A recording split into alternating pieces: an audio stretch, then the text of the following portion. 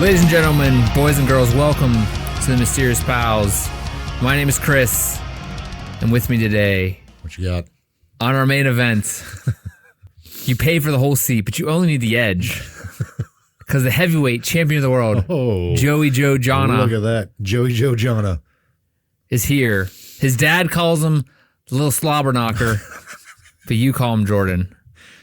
Slobber knocker. Thank you for being here, Jordan. Thanks, man. Good to be here. You ready for another mystery? Let's do it. I'm ready too. What have you been doing this week? It's a mystery, man. No, what have I been doing? A lot of nothing. Well, normal human stuff. Yeah, right. Yeah. Yeah. I tell you. Oh, you know, I watched what was it called? The Fall of the House of Usher. I have no idea what that is. Did you ever watch the Haunting of Hill House? Yes, it was rough. As in the Haunting of Hill House, the one on Netflix. Yeah. Yeah, it was rough. What do you mean rough? Because to do with the death of a daughter and like there's a family that. That's just. I mean, that whole thing was rough. I mean, it was amazingly made, good story. Yes. I never watched The Bly Manor. Okay, that one was fine. They did another one, Midnight Mass. I think that was awesome. That was really cool. Yeah, I didn't like how they showed the thing, the monster. I hate when they do that stuff. But this one's really good. I put it up there with the first one, Haunting Hill House. Okay, so it's actually one of those. Yeah, it's made by the same people. They use a lot of the same actors and actresses. It's about a family, a brother and sister who own like this drug corporation, and how they're trying to keep it afloat. Not keep it afloat, but like it's real hard to do. A drug corporation, keep it going. But there's a lot of like supernatural stuff that go on, just like in all these other shows. I watched that and finished that like pretty quickly. It's really, really good. Okay. Fall of House of Usher. Fall of House of Usher, yeah. So you use a lot of the same cast. There's some new people in it, like Mark Hamill's in it. It's good, man. It's a little spooky. Oh yeah, for sure. I don't know. Like, you know, because the first one like deals with ghosts. Yeah, and like the house and everything. Again. Yeah. Tough. I think Bly Manor did the ghost thing too. I really can't remember. I didn't watch Bly Manor. I know there's kids in it. Yeah, the third one did a vampire. It did? Wasn't it a vampire? Oh yeah. The Midnight Mass one. Yeah, it was like yes. Was that called Midnight Mass? It was. Okay. Yeah, on the island. Yeah. Yeah, that was a good one. Yeah, this one deals with a demon or death itself. Okay. And about this family falling from past mistakes. A deal they made. It's really good. Okay. It's good. Check it out. Seems like I said, not Bly Manor. The Hill House was good. This one's rough too. There's a lot of similar things like that, but great. It's good. You know, these days, getting older. Yeah, but now these days you gotta go big. Set yourself apart. I just started watching Dirckx again, which is one of my favorite shows ever. You need to finish the second season of that. I also need to watch the one that takes place on the ship in the sea. 1899, which they canceled. 1899. Gigantic cliffhanger at the end. Of course. And you're just like, that's awesome. Did they end Dirckx appropriately? The third season of Dirckx, right? They only did 2, right? 3. They did 3. Yeah, the third season. Yeah, they kind of mash everything up together. The third season is a little confusing and not the greatest. I think it's one of the lower, but the way they end it is good. The way they wrap it all together, you're like, oh my God, that's perfect. Okay. They wrap it all together good because it's, who knows everyone watched it, Dirckx on Netflix. Cyclical. It's a time traveling thing done really well. Yeah. Yeah. I mean, it's really good. One of my favorite shows. I watch it like once a year. It's just a great show. It's in German. I know someone. Did you watch it with the subtitles on, or did you watch it with the dub? Dub, because I'm too lazy. I don't. Yeah, I mean, but like the dubbing just took me out of it. I was fine with it. So it is. I think the thing which I don't is, mind. Yeah, I think someone actually was texting me about it once, and this person was like, "Hey, this show's amazing. I'm so glad you told me to talk about it." She's like, "I just get so annoyed when I have to read everything." I'm like, it's dubbed. She's like, "What?" She's like, "What's that mean?" I'm like, "They put English voices in it." She had no clue. So she went back and I was like, click on the little gear thing at the bottom. And she's like, oh my God. She watched like half the series with it. Oh, so dumb. Yeah. I'm like, hey man, it's tough out there. Yeah. Tough. Netflix is tough. struggle is real. Yeah. There's also a show on Netflix called OA, which I've been thinking about recently, which I watched a while. Like I remember. It's OA stands for the original Angel. Yeah. I remember seeing that on It's 2 seasons. It's kind of corny, especially the ending. But like, for some reason, I've been thinking about it because the way they put it all together is really strange. Okay. I don't know. Again, watch Dark. Everybody who's listening to this, anyone who's listening to this, and watch 1899 and be so angry that they canceled it. They canceled because it cost too much money. It was too expensive. But all right. I mean, it was. Don't they have like billions of dollars? Netflix, yeah. Well, I don't know. Guess I don't really share. They got to make this terrible movie with Will Smith. That's stupid as hell. They got to make another dumbass movie about something dumb too. Just throw money at people and they're like, "Oh, the good stuff we got to take off." Yeah, I mean, whatever. I mean, it's business. Yeah. But again, I'm hoping someone they do something with 1899. Those people, I haven't really checked in with those people what they were doing because I was waiting so long for 1899 to come along. Right. Because it was a couple years with the pandemic and everything. Yeah. But also with the fall of House of Usher, there's a lot of Edgar Allan Poe references, to like a lot of his own like. With the Raven guy. Yep. That's all I really know about him. Yep. What's he do? They do a whole thing with the Raven on that too.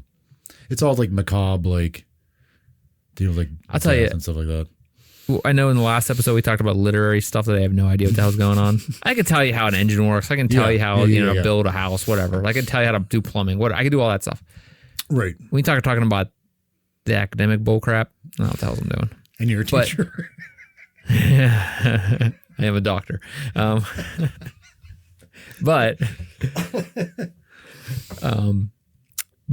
also those who are watching. This is a shout out. If you've watched or listened to this before, there's a song intro. Yes. Forgot to mention the band. Forgot to mention it in the last episode. Yeah. So there you go. Shout out to Death. Camera's not there, remember? Right. I'm wearing a shirt, a Death Lamb shirt. Yeah, for those who are listening at home. Sorry. Death Lamb shirt. What were they saying? 1899 budget. I don't know. I wish I had money to give them. Just throw it to people and be like, make the end of the show because it's so good. It takes place on a ship in Victorian times and a ship into the 1800s, and it does the dark stuff. What's the premise? It's these guys on the ship going from England to America. Okay, and it's like kind of like you find out stories about their like some are running from something they did, and then. It's more than what it is. A lot of times. It goes like layers deep, which is what's awesome. Okay. Really smartly written in the way that it... Does this involve time travel like Dark did?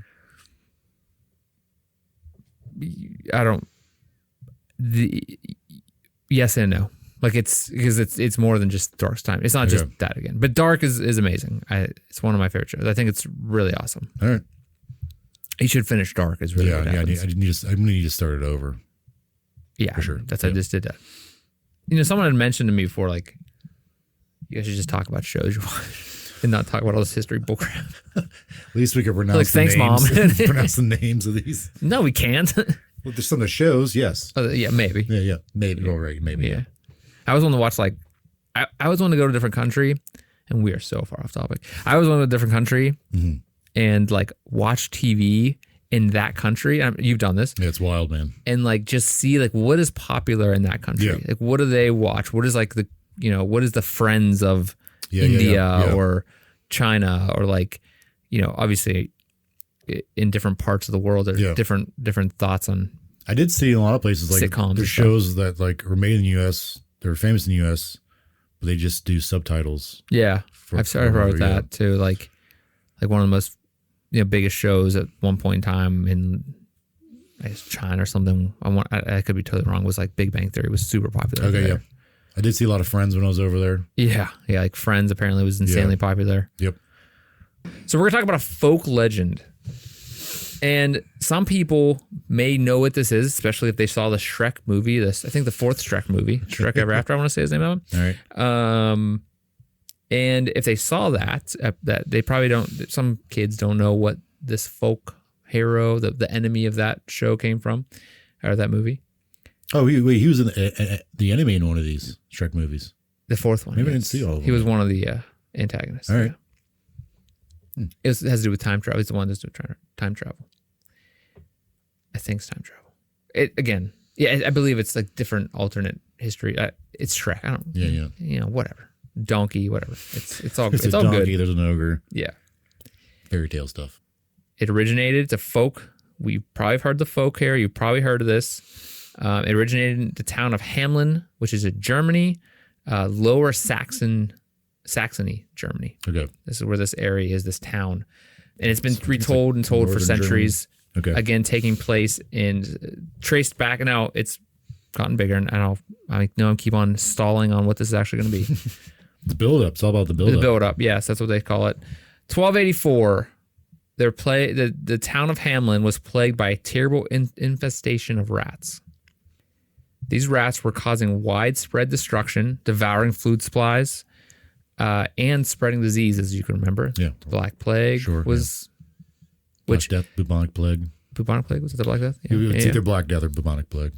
And that was caused by... A lot of people say rats. But it was the fleas feeding off, or fleas riding the rats over to that. And there's a thing on Disney Plus, a little short. Is it like one of those Pixar shorts about the Black Death? It's the rats from Ratatouille talking about the Black Death, actually. Really? And they say that actually it wasn't our fault. Yeah, they're like, it wasn't our fault, Really? dog. It was these fleas. Yeah. Wow. And it's like a 2-minute short. Okay. And they're like, swear, it wasn't us. The thing about this, the thing that makes me so angry about the stupid shorts is they're like 3 minutes long. Yeah. But the credits are like 8 minutes long. Oh, it's with all the Disney stuff. But a short that's 3 minutes long. Yeah. Okay. Anyway, It takes a lot of people. It's mostly the animators, right? I think it's because in different languages. Well, yeah, there's that too. Yeah. So it really wasn't. It was the fleas. Anyway, these rats were destroying the city. Townspeople were tried various methods to rid themselves of the rats, including traps, poison, but nothing seemed to work. Apparently, they didn't have a baseball bat.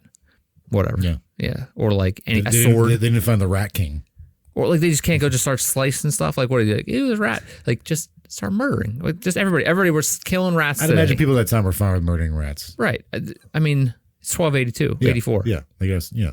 It's like if grab a pitchfork. The Huns or like one of the Yeah. Okay.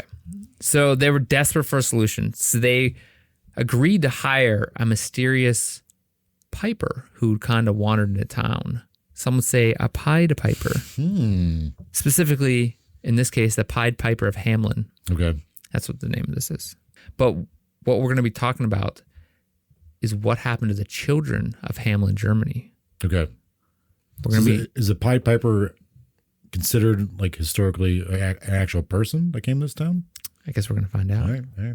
Supposedly, the Pied Piper was a person. It was something. It was an incident in this time. It could have been a person. There's a lot of theories. I think I have 9 different theories. Again, because it's from 1284, so yeah, a lot of literary literary stuff's gone on about this junk. Anyway. This junk.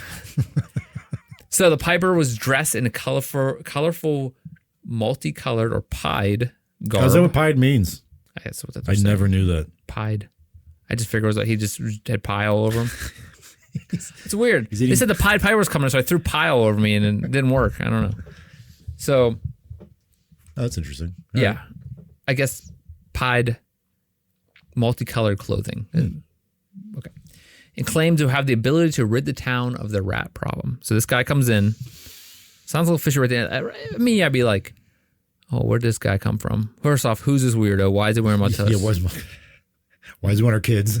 Well, he doesn't want our kids yet. Yeah. He wants to kill the rats. He wants to get rid of the rats. So everybody's like, I would imagine like if this guy was like, hey, I can get rid of these rats, he's the one who might have caused the rats to be there. Yeah, in the like first place. where's that rat box of rats you have over the hill there? Yeah, I'm giving you I gave you this problem, but I'm here to solve it. Right. So for the right price. That's actually one of the things that comes up about this. So the townspeople promised to pay him a handsome fee. Like they agreed on a price, and he's like, okay, fine.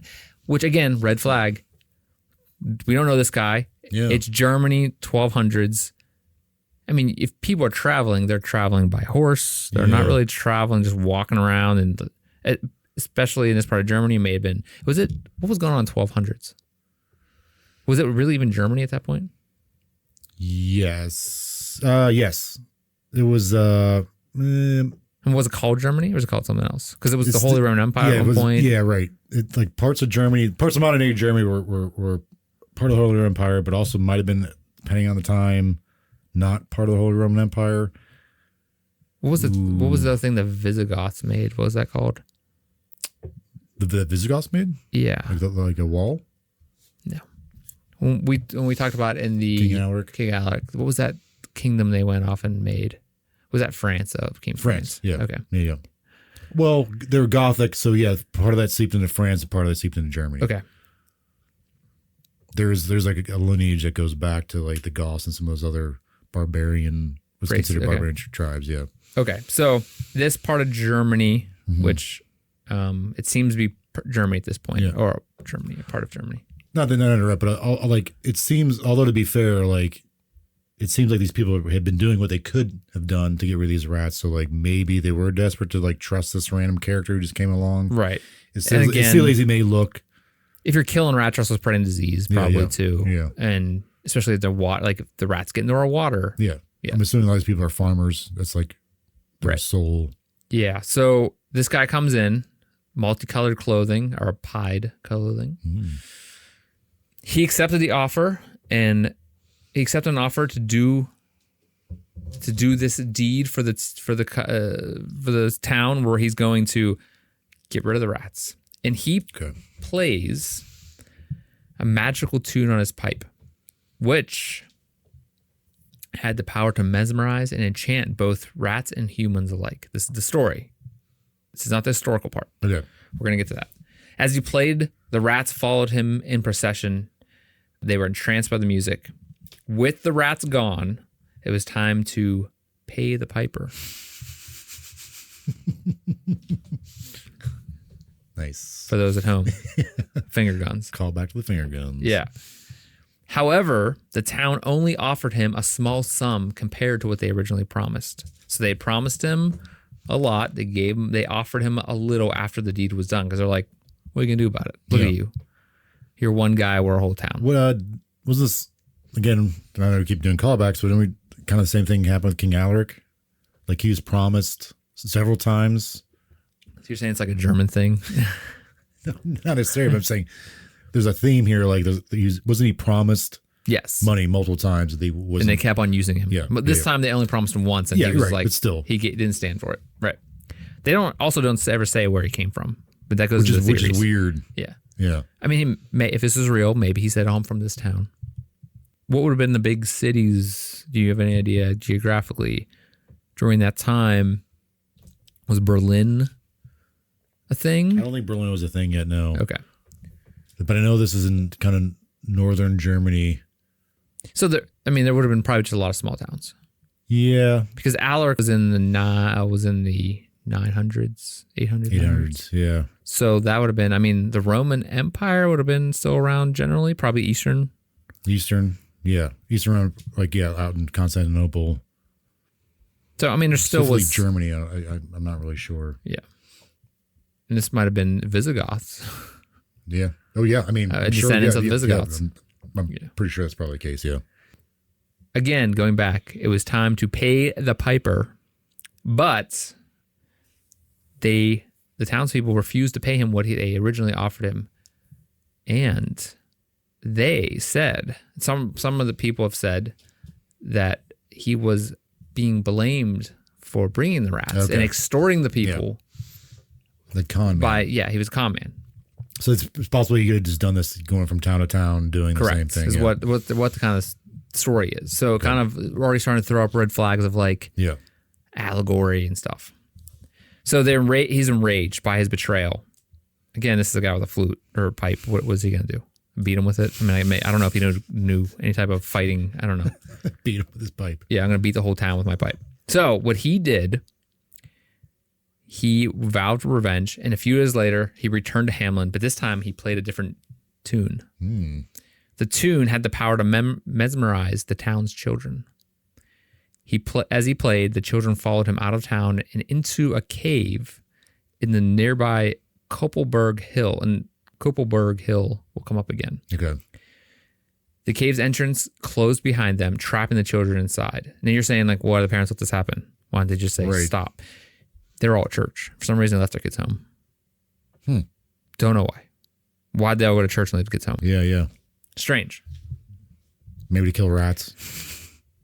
Oh, maybe that was like Sunday smashing rats. Okay, so there's some other versions of like people are saying like there's other endings of this story. You know, obviously in other versions he made them walk into the Weser, which is a river. Yeah. So they said that's what he did with the rats. Okay. He made them walk into the river and die. This is the same thing. They made them all walk into the river, which would make most sense. He's punishing the town people. Correct. Yeah. Some versions state the piper returned the children after extorting payment, or that the children were only returned after the villagers paid several times the original payment in gold. So basically a cautionary tale of extortion. Yeah. Obviously, everybody was the townspeople were devastated by the loss of their children, and they regretted cheating the piper. There is a researcher by D.L. Ashliman called the Pied. He did some research called the Pied Piper of Hamelin and related legends from other towns. So he kind of like went and looked at like other towns in Europe and kind of got the same like their angle on a story like this. Okay. And he suggests that theories that there were 3 children left behind, which is strange. One was lame and could not follow quickly enough. Okay. Again, quote, lame. I didn't use those words. The second was he was deaf and therefore I couldn't hear the music. Oh. The last was blind and therefore was unable to follow the group. See no evil, These 3 informed the villagers of what happened when they all came home from church. Okay. So that's how the story supposedly got out of what actually happened to the kids. Although I wouldn't, if you know, how are they communicating it? But anyway, so that's the basic folk story. Okay. Right. But there is some historical basis and references to this story. And sorry, really quick, when you said there's a gentleman who found out about these, like he would look back. Yeah, there's a lot of research done about this, but this guy looked back through research and looked for like through how this story since the 1200s. Yeah, the story kind of spread out and took on its own forms throughout history and through Europe.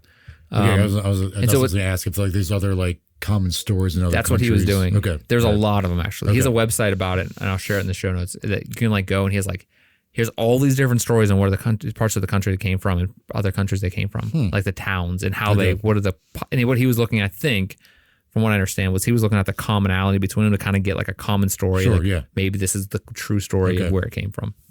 Narrow it down. But in any case, in our history, literary history or whatever, this story of Hamlin is where it originated. Okay. They traced it back as far as they could. So some historians believe the story of the Pied Piper may have basis in actual historical events. It is possible there's actually an incident in Hamlin in which children disappeared or were all led away in one way or another. We're going to go over that. The problem with the story is that the details could have been exaggerated or mythologized over time. So we don't know over time what happened. Yeah. Like, again, the story, as with every story in our history, in human history, it changes. Keeps getting passed down. Things start changing. Yes. So it seems to be the earliest mention of this story was on a stained glass window placed in the church of Hamlin in 1300s. Okay. That's the first recording of the story, which the original story supposedly took place in 1284. 1300s. That's whenever they got this stained glass installed or whatever made. Okay. That depicts the story. Okay. Now, back in this time, it wasn't until like the 1450s, the invention of the printing press, Jungenberg, when obviously, even going further back, Chinese had printing presses, but there's a movable type printing press. People really couldn't read. So stained glasses were used as like depictions of what's in the Bible and stuff. Yeah. So that's how they told stories. So that's why it's important. Interesting that would be in the church. In a church window, yeah. The window is described in several accounts between 14th and 17th centuries, indicating that the windows were destroyed in the 1660s, however. So that there's records of it from through the 14th to the 17th centuries being destroyed in the 1660s. Okay. Because whatever happened to the church. Right. So, but it was on the church, pretty good records that this was a story on a church in stained glass windows. Okay. Why would they, if it's not a story from the Bible? Right. Yeah. Which that's odd. Right. Yeah. Also, the Hamlin town records apparently start with this event. The records of this event is the first thing in the town history. So the earliest written record is from the Town Chronicles and the entry from 1384. So 100 years after. Which states, It is 100 years since our children left. That's in the records of this, the surviving records of this town. And you could still go there and see these records. There's a museum there for the children of Hamlin. I never thought the Pied Piper would actually have like historical basis. Yeah, I'm assuming it's just one of those like stories that get told to children as a cautionary tale, like Ring the Round Rosies. And stuff. Yes. But like having actual factual records of people saying like our children have disappeared. Wait, it gets better. There's a stained glass window like depicting the story in a church, which just seems really odd. Like I said, you paid for the whole steep. I'm going to use the edge. Here we go. There's also an inscribed plaque on the stone facade of the so-called Pied Piper House, a private residence dating from 1602. Similar to the even earlier one etched on the building's window, which bears the explicit witness to the mystery. The inscription reads, AD 1284. On the 26th of June, the day of St. John and St. Paul, 130 children born in Hamlin were led out of town by the Piper wearing multicolored clothes. After passing the cavalry near the Koppenberg, they disappeared forever. That was an inscription twice on the same building. Like it was originally on the window. Yeah. And when were they written? Those inscriptions written? When was it written? That one specifically was from 1602. 1602, okay. So again, 300 some years after. Jeez. In any case, the rats were added to the story in a version from 1559. It's a record of when they started talking about rats being involved. And absent from earlier accounts. So the records of it, but again, the only records that we have are the window and the town records and this inscriptions. Or maybe they just didn't have enough time to put the rat story in or carve little rats in the window. I don't know. 14th century chorus book, Deacon Lud of Hamlin was reported in 1384 to have in his possession a chorus book containing a Latin verse giving an eyewitness account of the event. So it's 1384, it was a book, chorus book. 15th century Lüneburg manuscript, which is 1440 to 1450 was whenever it was kind of made, gives an early German account of the event. This manuscript is then reprinted in the Christmas edition of the Saturday Evening Post in 1955. So in the Post, this newspaper, on the back of the last tattered page of the dusty chronicle called The Golden Chain, written in Latin in 1370 by a monk named Heinrich of Herford, is written the following account. This is what it says in this account. Okay. And this was printed in a 1955 Christmas edition of the Saturday Evening Post. Here follows a marvelous wonder, which transpired in the town of Hamlin in the Diocese of Minden. In the year of our Lord, 1284, on the feast of St. John and St. Paul, a certain young man, 30 years of age, handsome and well-dressed, so that all who saw him admired him because of his appearance, crossed the bridges and entered the town by the west gate. He then began to play all through the town a silver pipe of the most magnificent sort. All the children who heard this pipe, and the number of 130, followed him to the east gate and out of town to the so-called execution place.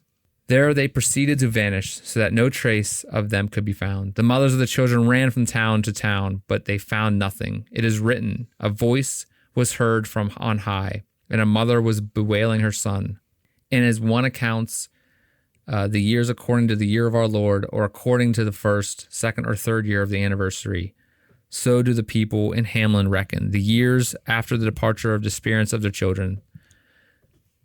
The report I found in an old book, and the mother of Dean Johann von Ludi saw the children depart. So this is supposedly record of this person. Good. Keeping record from someone who this had happened to. There's also something on the town gate. A portion of the town gate was dated from 1556. It's currently exhibited in the Hamlin Museum.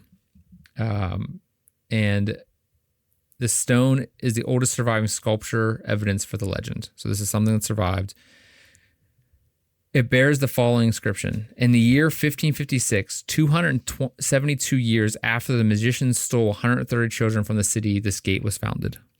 So that's 3 instances where it's mentioned that 130 kids disappeared. Yeah, on public records. Yeah. In public records, on public records, or something that was supposed to survive time. Dedication, years, hundreds of years after the kids left. Right. I could see that being a thing now where, like,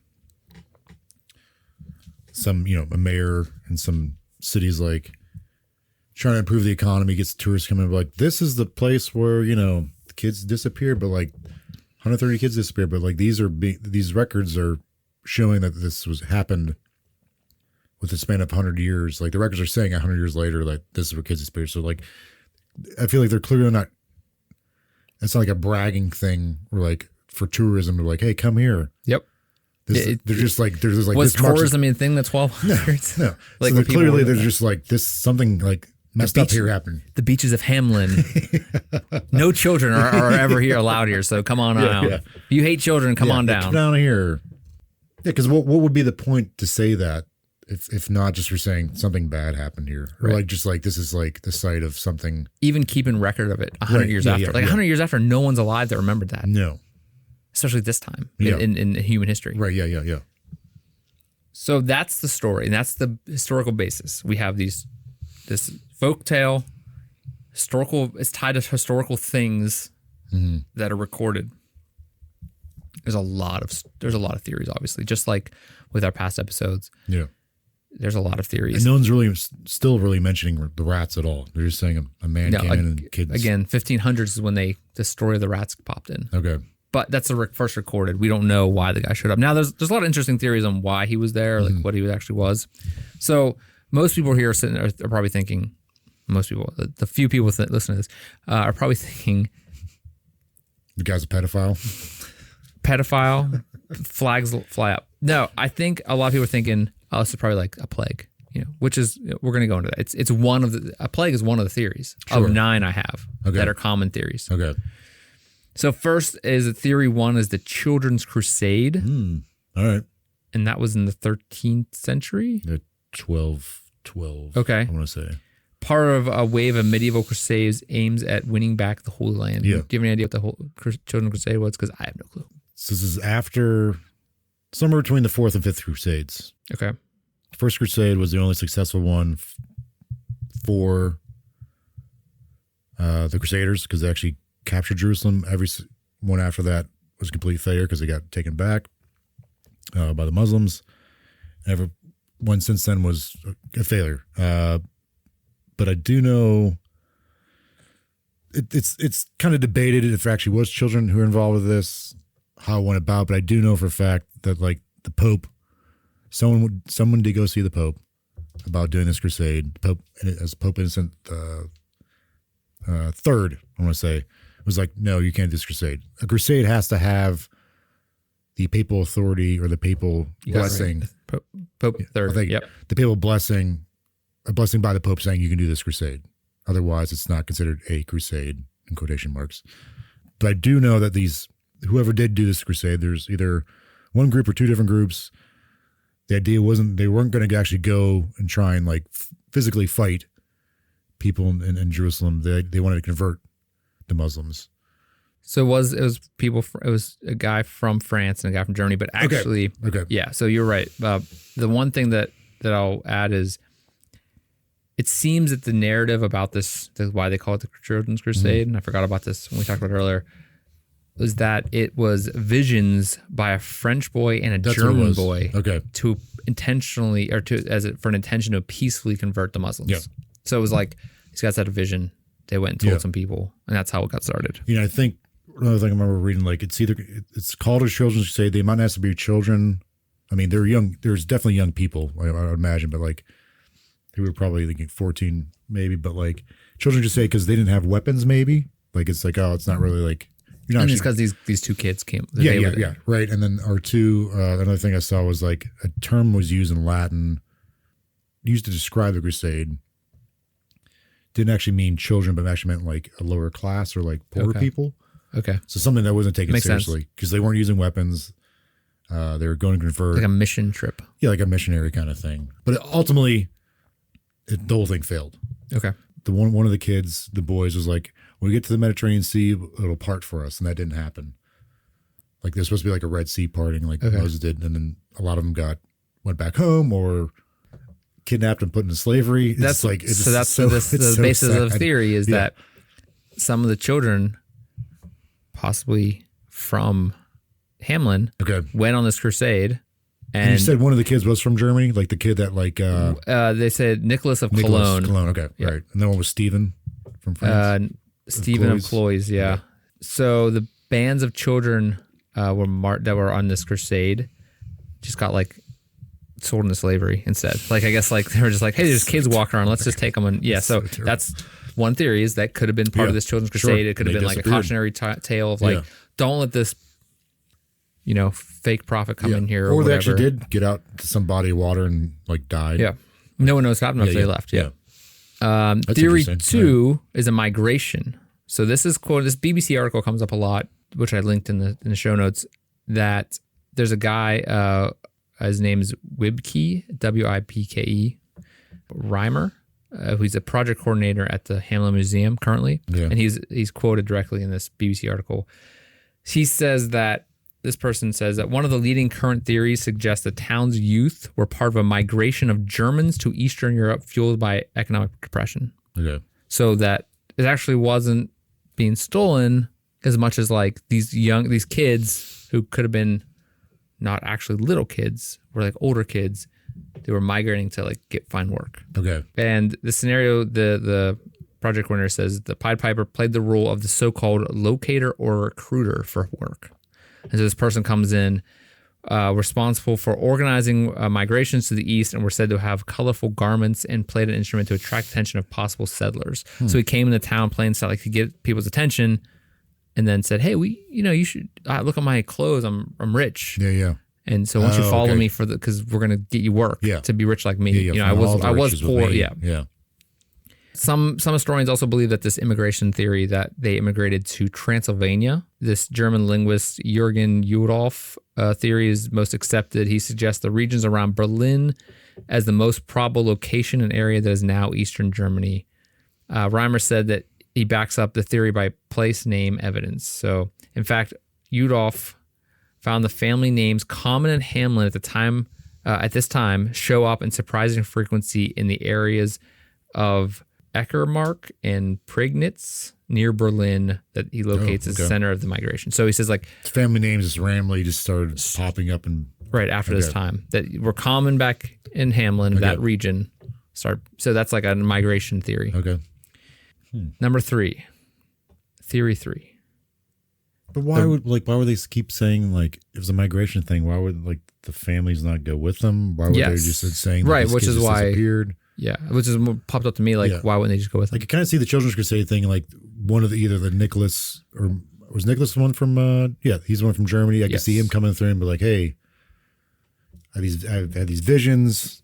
We're gonna go do great things and in the Holy Land in Jerusalem. We're gonna convert moslems. Like you see that kind of being the case. Like they took our kids from us, right? And then the migration theory doesn't hold. While it makes sense.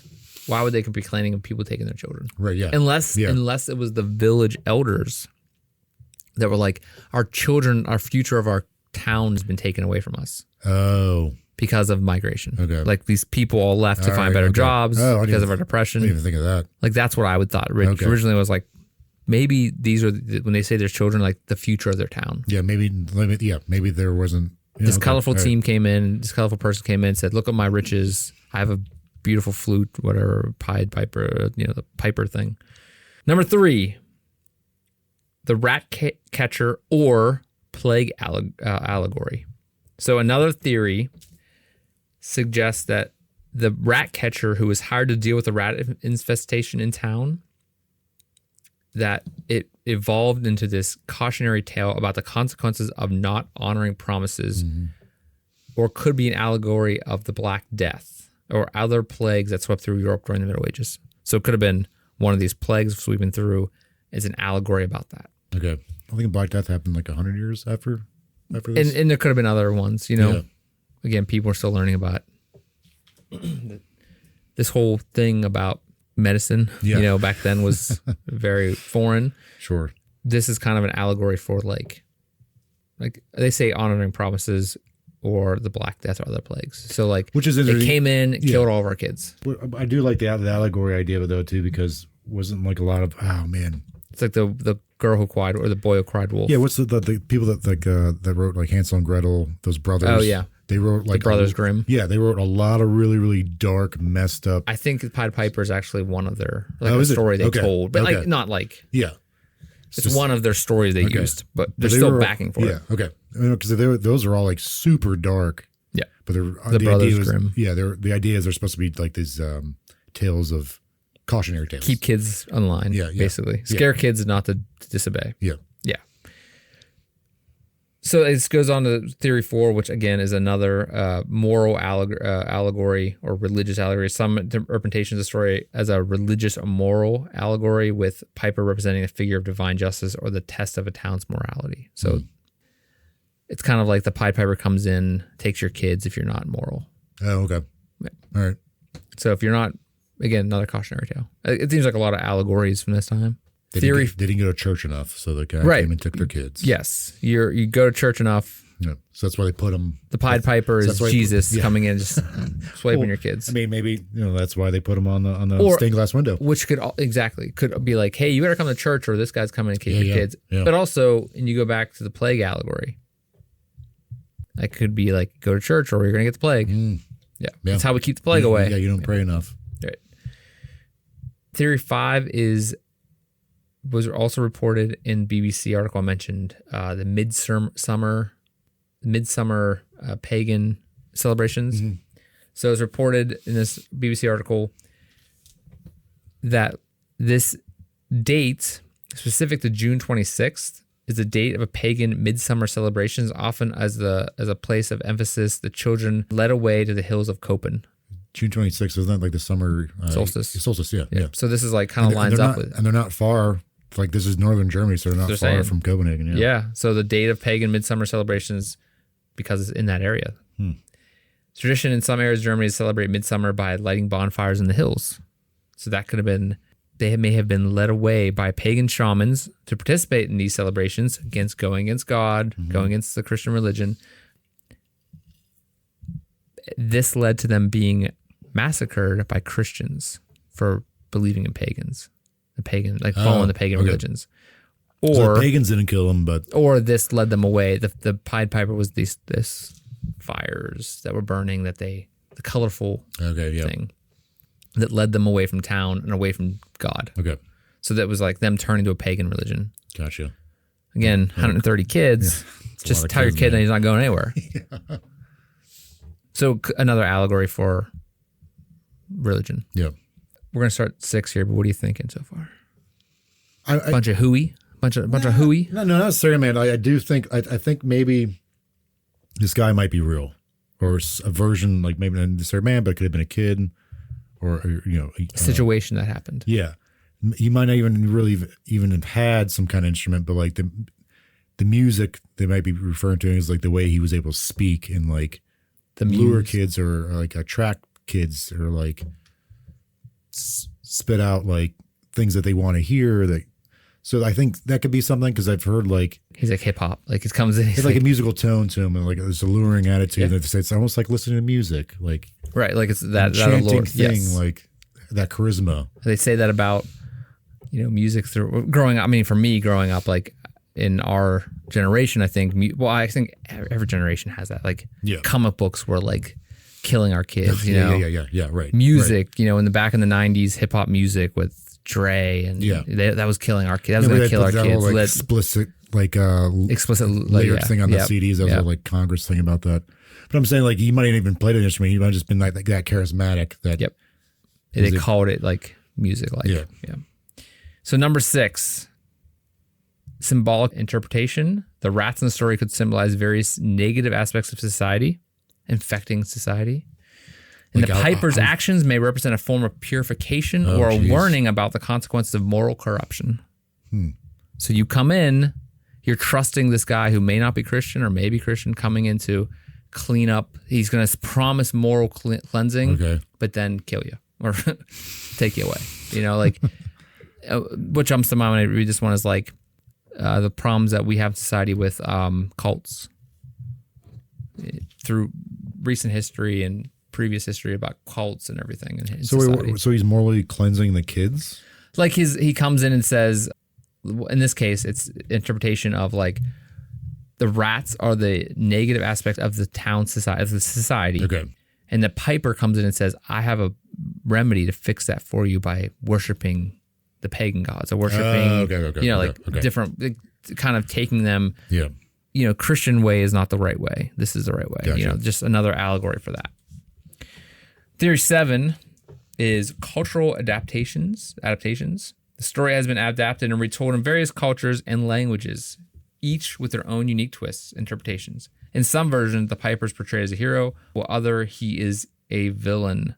It may have been that the story has been lost and that it could have been an allegory for various other things, but we don't know because it's been retold and told and written down so many times that it could have been the way that they word it in the historical basis.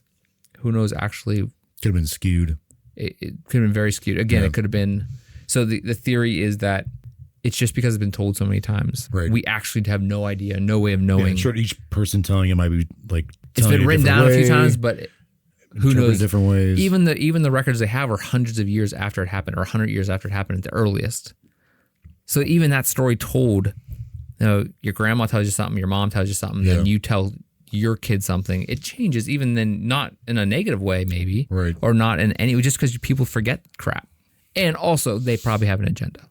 So this could have been, if it's on the church, that means the priest they're the ones talking about it. Yeah. So they're the ones retelling it and telling it every generation. Okay, yeah. So maybe it was some type of, as it changed, this priest said this and this priest said that, and they just kept on going. Because I mean, that stained glass exaggerations done. Stained glass was on there for 300 years or so, they say.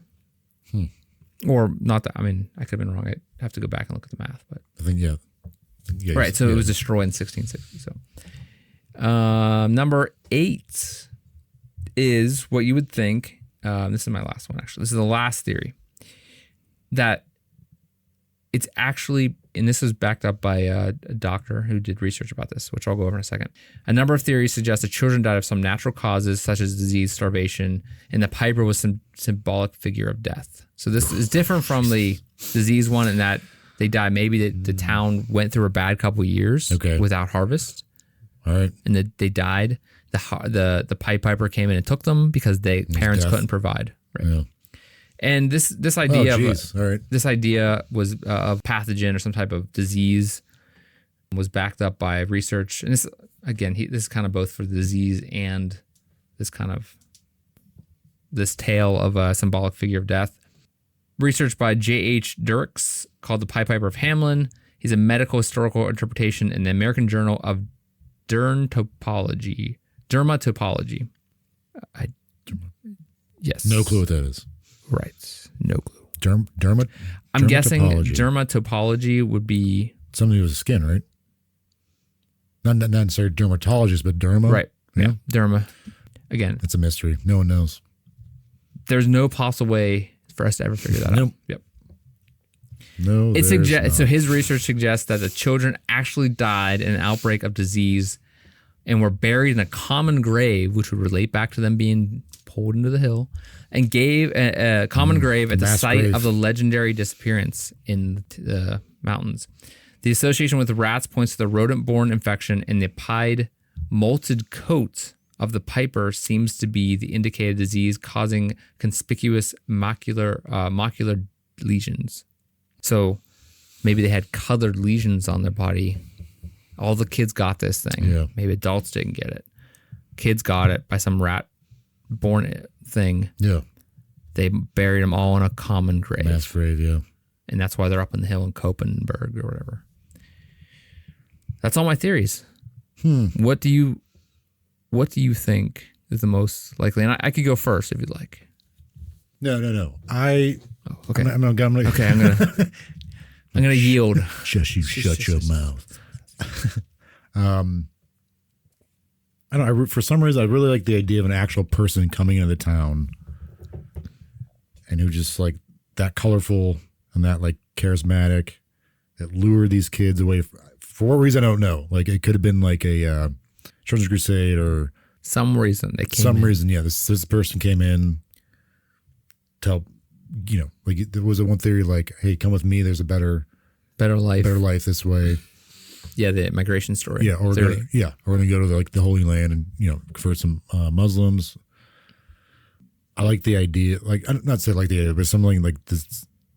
It seems I find that idea fascinating. If someone came in that kind of like fear came in, and was like, "Hey, come with me."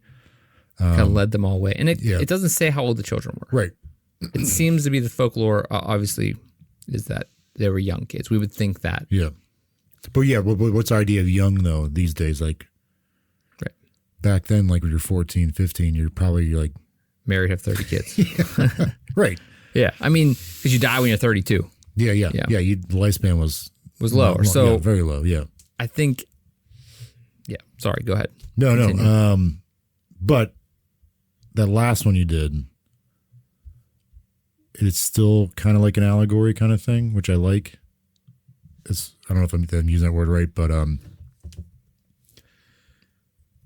where the Pied Piper was a disease that the kids got from the legions from this rat infestation. They would take into account the color, and also take into account like them saying that we lost 130 kids, and they all were taken to the same place. Right? Yeah, that part too. Yes, yeah, they were like it's like a nice way of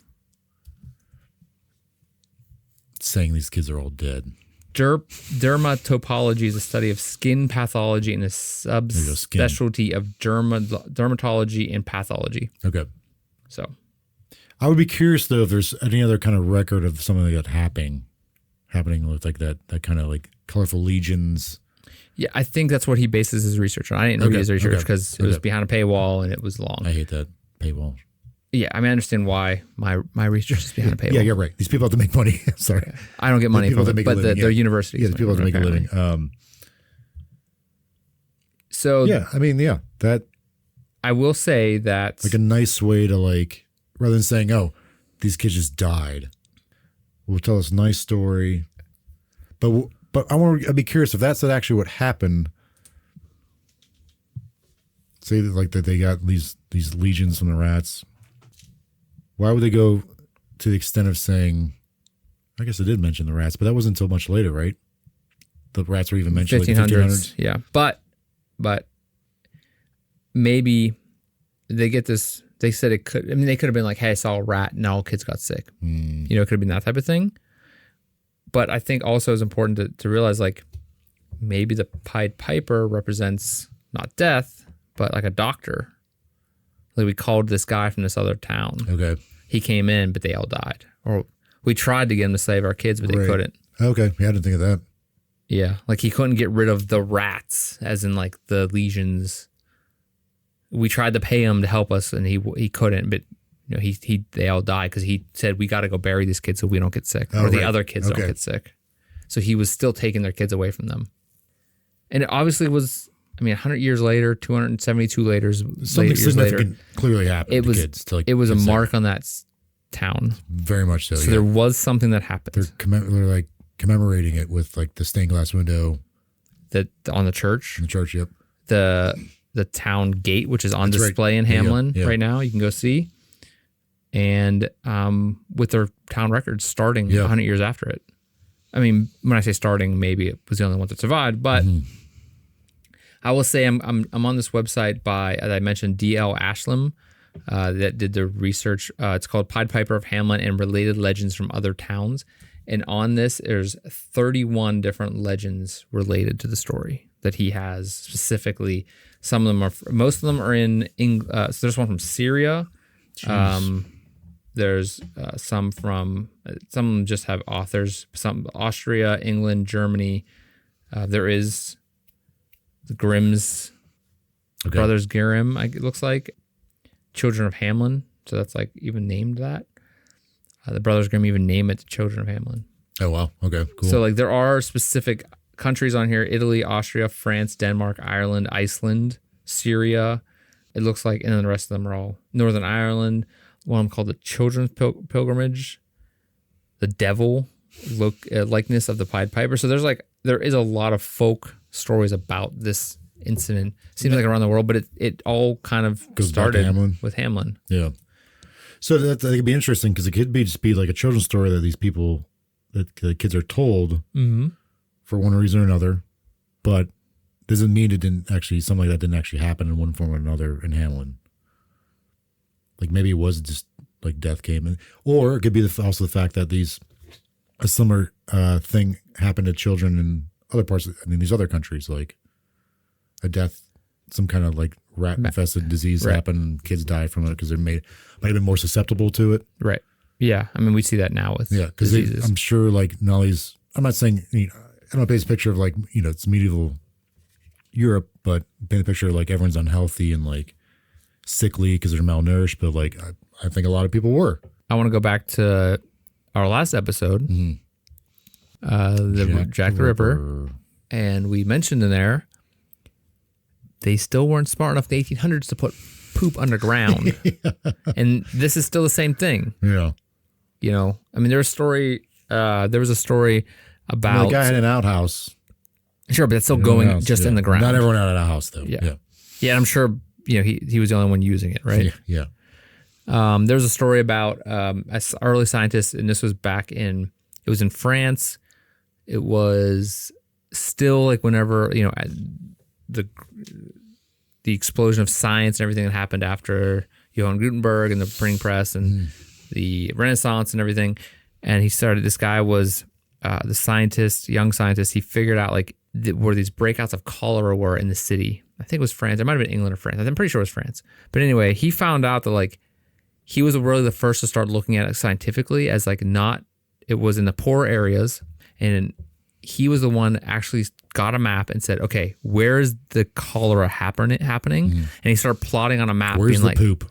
But he started plotting on the map because everybody was just pooping. Like, everything was just dumped in the streets, right? And it was going into the river, but it was generally flowing in the streets.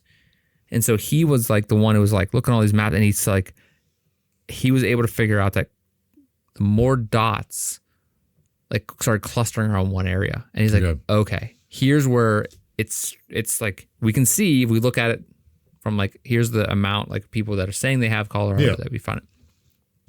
And he found that in the center of that dot was an orphanage. And an orphanage. No, the orphanage was throwing the poop in the street, and the diapers were clogging the drain. And that's how it was backing up and spreading cholera. Jeez.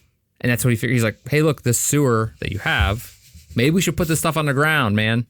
These poor kids don't have enough. Now they're blamed for cholera. Yeah. So, but it's just an idea of like. That's interesting. It's 1200s.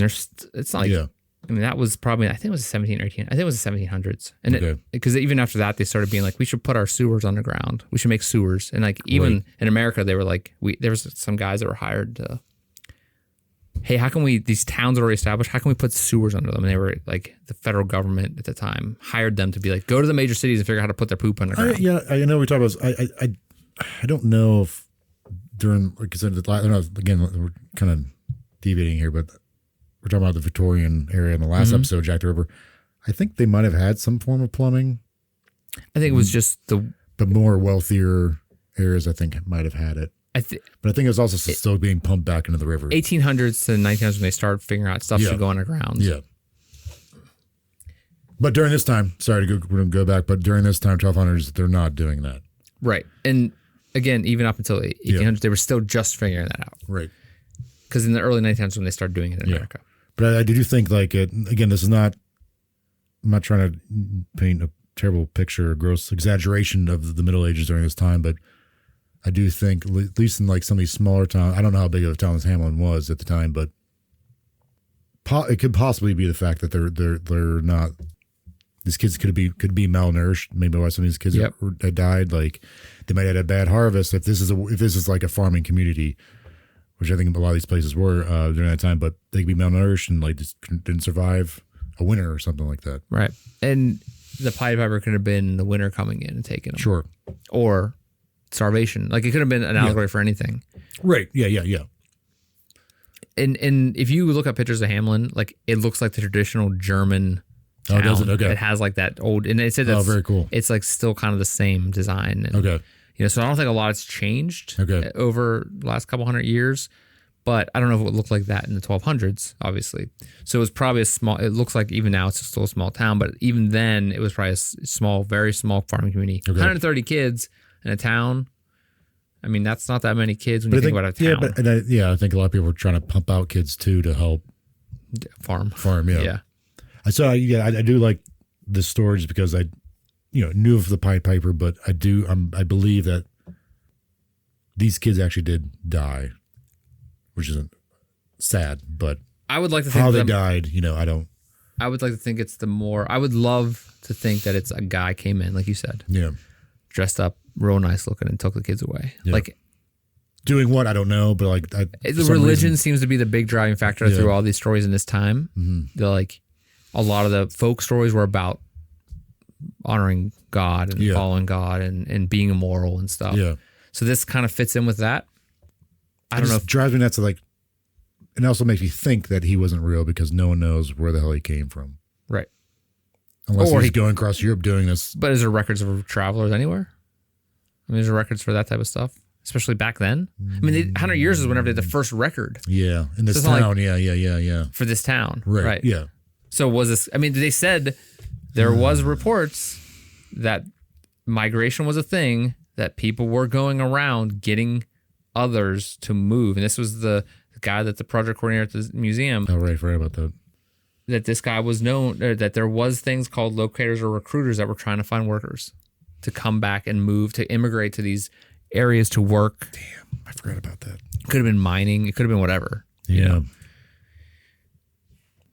There was at this time migration of Germans to Eastern Europe because of a depression going on in Germany at this time. So it could have been the kids, as in the younger adults, leaving the town. Yeah. And I think that's probably, I would love to think that was it. These kids didn't die. Little kids didn't die. Yeah. I would love to think that it's just, more than likely, it's probably a plague. Just like the bubonic plague. But if the kids did die and they were buried, wouldn't there be a mass grave around there somewhere that someone would have came across? 800 years later? I don't know. I mean, did they even look? Did they actually look? I mean, maybe. It might have even been marked. I would imagine they marked it if they were commenting on this in the I guess if something I guess if something survived from that time, if like the house survived and the gate survived from the 1500s. Oh right, yeah. Maybe. What do you think? I want to think first going back to what you just said. If it's a mass grave from a plague, would they even mark it? Or did they just burn the kids? Did this doctor come in, take the kids, and burn them up on the hill? I keep thinking that possibly might have been a doctor who was like, "We gotta get these kids out of here." Yeah, did he go? We got to get the bodies out of here before everybody's sick. Yeah. And he just burned them on the hill, and that was so traumatizing. And that's why there's no grave, because they're all burned. Right. We burned them because of health reasons. I personally, going back to what you just asked, I think it was. If I had to put money on it, I would say it was probably some type of disease. Plague. Yeah. But can't rule out religion being the allegory for everything, that this was told to kids. Yeah. But losing 100, but just like a morality kind of thing. But having records saying lost 130 kids. Yeah, that's kind of weird. It's been 100 years since we lost our kids. That's what keeps sticking on me. Like, they're keeping records of this. And they're saying records saying that we lost our kids. Yeah. That's a lot of. I mean, that's a lot of kids. Yeah, AD 1284 on the 26th of June, giving specific days: St. John and St. Paul Day. 130 kids born in Hamlin were led out of town by the piper wearing multicolored clothes. After passing the Calvary near the Koppenberg, they just disappeared forever. That was the inscription on the plaque on the facade of the so-called Pied Piper house, dating from 1602. Again, the reports chronicles from that 1384, which is 100 years. It's been 100 years since we lost our children. As the children left. So there is. Did it say since we lost our children, or just the children left? It's 100 years since our children left. Left. Oh. There you go. So there's two different. The next one, the one after that though, on the facade said there were 130 children born in Hamlin were led out of town by the piper wearing multicolored clothes. Okay. They were led out of town. After passing the Calvary near the Koppenberg, they disappeared forever. So it doesn't really, it's almost itself is only some weird allegory or riddle. Why couldn't they just say, hey, these people were murdered or these people died of a disease? Like, there's no record of like, right. You took the time to write 100 years since our children left, but you don't say why they left or how they left or. Maybe it's kind of like a loving memory kind of thing. A loving memory lost too soon. Like a lot of people say that now. Like they want to be like, died horribly. You're like when people, you see that on like someone's back of the car, loving memory of so-and-so, the years like, they're born, but like lost say too how they soon. lost. Yeah. 100 years after. Yeah, but yeah, that's. I mean, and maybe it's a combination of all these things. Maybe it's a disease that came in, which is also then taught as an allegory of like keeping ourselves clean because the devil came in here and got us sick, So maybe it was like, I would think, if I had to guess, I would say that it was a disease and it was used as an allegory. Okay. If I want to go back and retract and I say like that. I like that. I would love for it to be an actual person, like you said, that came in and like murdered him. Like, the actual folk tour. I wish that I would hope that would be the story. Yeah. Not that I want to see kids die. Right.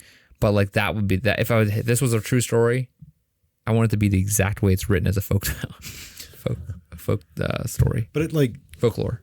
Again, you go back to like a man that was like that came in that he might not have been nicely dressed or actually played music, but his charisma was his charisma. Maybe the parents are saying that he was this like unusually dressed man who played this magical music, lured a kid away because like they let it happen. Mm-hmm. Like they let this kids like a cult. Join a crusade or join a cult or get taken away or join pagans or something like that. Like they let it happen. But I can't imagine like they would let Kimmy would let 130 kids just be like, all right, see you later, bye. Right, which I think unless they weren't actually kids. They were like young adults. Yeah. So yeah, I think the pagan, could it be the pagans come in and say, I don't think. I preface by saying preface this by saying, if the pagans came in and took them, led them away as like a cult type of thing. Again, it would just be used as an allegory. Yeah. But why would 130 kids? Unless they were like, hey, here's a bunch of candy, which I don't know what candy was back strudels. then. Yeah. Here's some like here's whatever some food. Here's some. Yeah. Here's anything more than corn, wheat. Like I don't know. I don't know what they had back then. I don't know what you guys are raising over here. I'm not sure what kind of stuff they had back then. But what would lead 130 kids away from their parents? Yeah. Maybe the kids were happy to get rid of them. By saying they're pagan, that doesn't mean it's a cult, but no, pagan as in like the following of the pagan religions. Yeah. The midsummer celebration stuff. Yeah. Maybe it was a party and they were like, oh yeah, we're gonna go party up in the hills. Maybe that's where the drinking in the woods came from. That we, the kids the do. Boone's Farm thing. Boone's Yeah. Farm. I don't know. It is again just like any other mystery we've talked about on the show. It mystery could be everything. No. It could be all of it. Again, none of it. The common themes of the show. We can't say any words or any names. Yeah. Terrible at it. Pronunciations. Yes. Can't even say the word pronunciation. And we have no answers. No. We make it worse because we can more confuse it. We made it worse. There are so many options. We just keep confuse ourselves even further. And we keep up perpetuating the theories. Yeah. By offering no clues on the answers. That's good. Perpetuating. I like it. Yeah.